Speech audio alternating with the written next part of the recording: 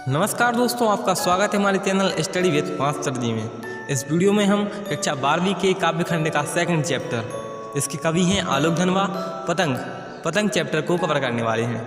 पतंग कविता में शरद ऋतु यानी सर्दियों की ऋतु की चमक और बाल उमंग का सुंदर चित्रण हुआ है। भादों के धराशार बरसते मौसम के बाद शरद ऋतु आई है। भादों यानी कि बरसात का मौसम, अगस्त, जून, जुलाई, अगस्त का मौसम। प्रकृति में चमकीली धूप उमंग छा गई है। बच्चे पतंग उड़ाने चले, मौसम साफ हो गया है, आकाश मुलायम हो गया है, बादल मुलायम हो गए हैं। अब क्योंकि उसमें वर्षा हो चुकी है, वर्षा के बाद बादल तो घूमेंगे नहीं। पतंगें उड़ने लगी हैं, बच्चे सीटियाँ और किलकारी मारते हुए दौड़ते। फिर कभी बताता है कि बच्चे मानो कपास लिए हुए पैदा होते हों। यहाँ पर कपास और सबसे कभी कहना चाहता है कि बच्चे जन्म से ही चोट, खरोच आदि सहने के आदी होते हैं।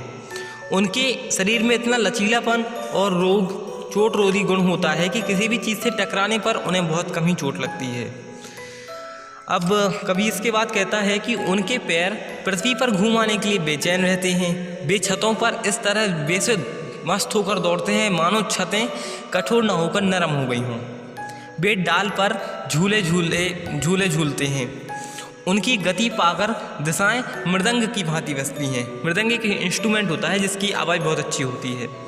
खेलते हुए उनका शरीर इतना मस्त हो जाता है, प्रसन्न हो उठता है कि वह रोमांच उन्हें गिरने से भी बचाता है, मानो पतंगों की ऊंचाइयां उन्हें गिरने से रोक लेती हों। यानी कि इतने ऊंचे पतंगों को देखकर बच्चे बहुत ही प्रसन्न हो उठते हैं। हम जब स्टेंजा पढ़ेंगे उसके बाद आपको क्लियर एक्सप्लेनेशन करते जाएंगे। अब थर्ड स्टेंजा में कवि बताते हैं, बच्चे मानो पतंगों के साथ ही उड़ते हैं। कभी कभी वे छतों व खतरनाक किनारों से गिर जाते हैं, तब उनका साहस और आत्मविश्वास भी और भी बढ़ जाता है। अब हम इसके पहले स्टेंजा की समरी को समझते हैं। सबसे तेज बौछारें गईं भादों गया से लेकर नाजुक दुनिया तक। इसमें कवि कहता है भादों का महीना बीत गया। भादों यानी बरसात वाले मौसम का महीना बीत गया। इस महीने में बहुत तेज बारिश हुई। बारिश के बाद शरद ऋतु आई है, यानी ठंडी की ऋतु आई। यह ऋतु इतनी उजली थी यानी साफ थी कि मानो अंधेरे के बाद सवेरा हो गया हो। शरद का सवेरा खरगोश की आंखों जैसा लाल था। अब खरगोश की आंखों का यहाँ पर कवि ने उपमा प्रसंग की है कि रंग, प्रसन्नता और चमक की समानता के कारण यह उपमा उसने दी है कि खरगोश की आंखों जैसा लाल भूरा था।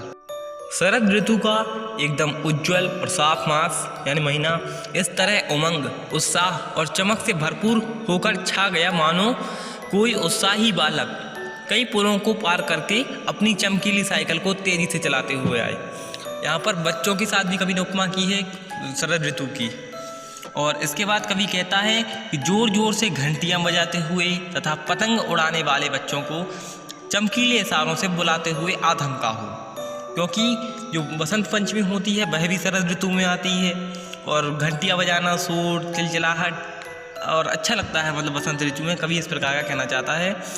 आशय उसके कहने का यह है कि शरद ऋतु में चारों ओर उत्साह, उमंग, धूप की चमक, मीठा मीठा शोर, खेलने के इशारे और पतंगबाजी का माहौल है। अब यूं लगता है मानो शरद ऋतु रूपी बालक आकाश को बहुत ही कोमल, साफ और मुलायम बना दिया है, क्योंकि अब आसमान में बादल नहीं है बरसने के लिए और आसमान एकदम साफ है, जिससे कि आकाश में पतंग उड़ सके।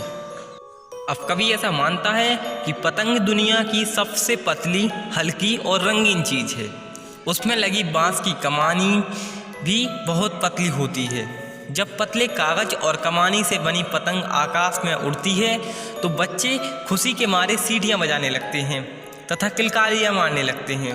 किलकारी यानी आपको मालूम होगा कि बहुत ही खुशी में चिल्लाते हैं, उसको किलकारी कहते हैं। पतंगों से भरा आकाश ऐसा प्रतीत होता है कि मानो यहाँ रंग बिरंगी तितलियाँ की कोई चलती फिरती कोमल सृष्टि हो, यानी तितलियों का आसमान हो पूरा ये। अब जो सेकंड स्टेंजा है वह है, जन्म से ही वे अपने हाथ लाते हैं कपास और इससे हाथ से लेकर महज एक धागे के सहारे। ये इम्पोर्टेंट है। और इसमें कभी कहता है कि ऐसा लगता है कि बच्चे जन्म के साथ ही अपने शरीर को कपास लाते हैं। आशा यह है कि उनके शरीर में हर प्रकार की चोट, खरोंच सहने योग्य होते हैं उनके पाँव में एक बेचैनी होती है जिसके कारण वे सारी पृथ्वी को नाप डालना चाहते हैं। वे मानो सारी धरती पर घूम आना चाहते हैं। उनके जीवन में ऐसी बेहोश मस्ती होती है कि उन्हें धूप, गर्मी, कठोर छत, दीवारों आदि का कोई ज्ञान नहीं होता। ये कठोर छतों पर इस तरह दौड़ते हैं कि मानो छतें कठोर न होकर नरम हों। इनके नरम पैरों पे छत नरम हो जाती है, ऐसा दौड़ते हैं छत पर। उनका लयपूर्ण पदचाप, यानी जो पैरों की चलने की आवाज़ आती है ना, उसे कहते हैं पदचाप। उनकी लयपूर्ण पदचाप के कारण सारी दिशाएं मृदंग, एक इंस्ट्रूमेंट होता है जिससे आवाज़ बहुत अच्छी आती है, मृदंग जैसा मीठा संगीत गूंजने लगता है।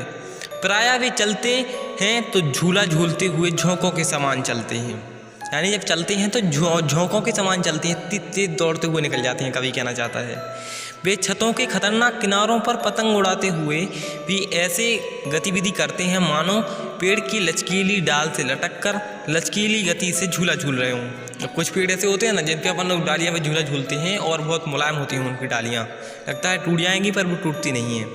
इतना खतरा उठाते हुए भी वे बचते हैं, तो अपने एकदम प्रसन्न शरीर की मस्त लय के कारण बचते हैं, यानी किनारों से बच जाते हैं पतंग उड़ाते उड़ाते। पतंग की ऊपर ऊपर जाती हुई धड़कनें उन्हें गिरने से रोक लेती हैं। जब पतंग आसमान में उड़ती है तो बीच किनारे से हट जाते हैं, बीच में आ जाती है और गिरने से बच जाते हैं। वे पतंगे मानो अपनी डोर के सहारे इन तरंगित बच्चों को संभाल लेती हैं। अब इसका थर्ड एंड लास्ट स्टेंजा है, वह है पतंगों के साथ साथ से लेकर बेचैन पैरों के पास तक। इसमें कवि कहता है, पतंग उड़ाने वाले बच्चे मानो पतंग के साथ साथ खुद भी उड़ रहे हैं। वे अपने शरीर के रोंों से निकलने वाले संगीत के सहारे उड़ रहे हैं, मतलब कि वे अपने रंध्रों से निकलने वाले उत्साह, रंध्रों यानी रोंों से निकलने वाले उत्साह और संगीत के सहारे खुद भी उड़ रहे हैं। यूँ तो कभी कभार गिरते नहीं, परंतु यदि कभी कभार वे छत से गिर जाते हैं किनारों से और बच जाते हैं तो वे पहले से अधिक निर्भय हो जाते हैं, उन्हें और कम डर लगता है। तब वे अत्यधिक उत्साह के कारण सुनहले सूरज के समान प्रकाशित हो उठते हैं। यहाँ पर कवि का कहने का आशय यह है, सूरज जैसे तेज से युक्त होकर क्रियाशील होना, गली मोहल्ले में खेल कूद करके ऊधम मचाना, यहाँ पर कवि यह कहना चाहता है। और तब वे अपने बेचैन पैरों के सहारे पूरी दुनिया को नाप लेना चाहते हैं। वे सब और घूमना फिरना चाहते हैं, उनका उत्साह कई गुना और बढ़ जाता है। इसके जो इम्पोर्टेंट क्वेश्चन आंसर्स हैं वह हम नेक्स्ट वीडियो में कवर कर लेंगे। आप study with master ji channel को ज़रूर से ज़रूर सब्सक्राइब करें। थैंक यू सो मच, अगर आपने पूरी वीडियो देखी है, थैंक यू सो मच। आप इसी तरह से सपोर्ट करते रहिए।